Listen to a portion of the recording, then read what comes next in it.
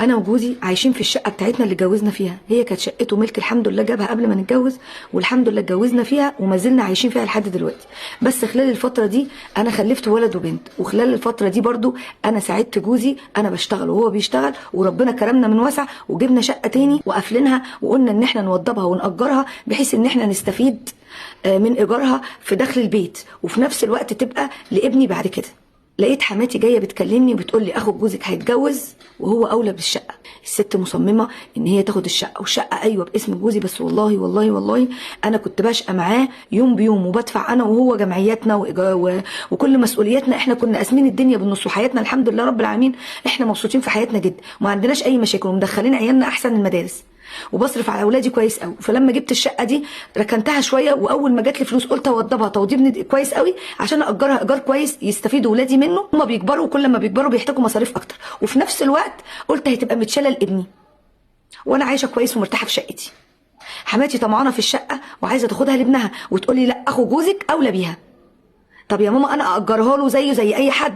تقول له يعني ايه، هو هيقعد فيها من غير ما يدفع فيها ولا جنيه؟ هي مش عايزه تاخدها خالص، بس عايزه تقعده فيها من غير ما يدفع اي ايجار ولا يدفع حاجه لحد ما يقف على رجله ويبقى يجيب شقه. عماله تقول لجوزي انت عندك بدل الشقه 2 وهتسيب اخوك يقعد عند الناس ويقعد في الشارع. طب انا ذنبي ايه؟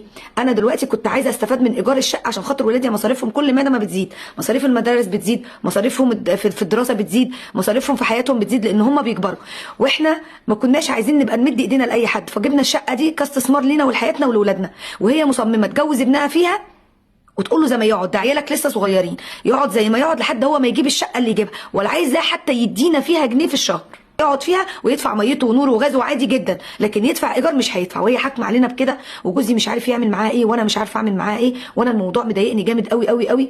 وهو مصمم، وهي وابنها مصممين ان هم ياخدوا الشقه ويقعدوا فيها، ومرات ابنها طبعا مبسوطه جدا، خطيبه ابنها مبسوطه جدا وفرحانه ان هي هتتجوز في شقه ببلاش ومش هتدفع فيها ولا جنيه، عشان تعرف توفر وتجيب شقه بعد كده بعد 5 سنين بقى 10 سنين زي ما يقعدوا فيها.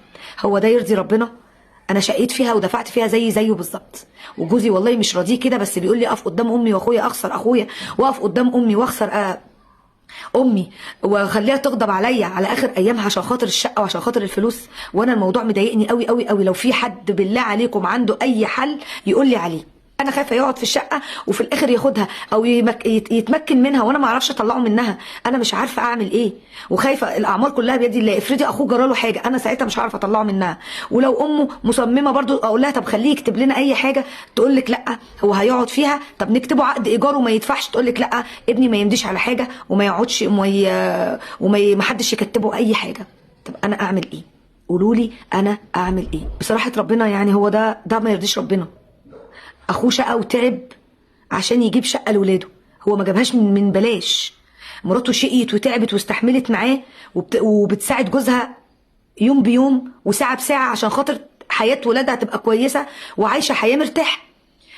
ده اسمه غصب، ده اسمه افتراء، حرام. يعني انت ما تغصبيش على حد في حاجته، دي حاجه بني ادم. حتى لو هو اخوه اللي هياخد، اخوه يدفع ايجار زيه زي غيره، ما يدفعش المبلغ اللي هو كان هيطلبه من الغريب، ممكن ياخد نص المبلغ، بس مش لدرجه ان هو يقعده ببلاش، او مش لدرجه على الاقل ان هو يكتب له عقد ايجار يثبت حقه وحق اولاده في الشقه. هي الست برضو مش ضامنه، وحقها ان هي ما تضمنش، لان احنا في زمن استغفر الله العظيم ربنا يعدي ايامنا بالستر. فربنا يا رب يصلح ما بينهم ويصلح لهم للصالح، يعني يخليهم يمشوا في الصالح، وربنا يهدي كل عاصي. هستنى رايكم ضروري ضروري ضروري في القصه دي.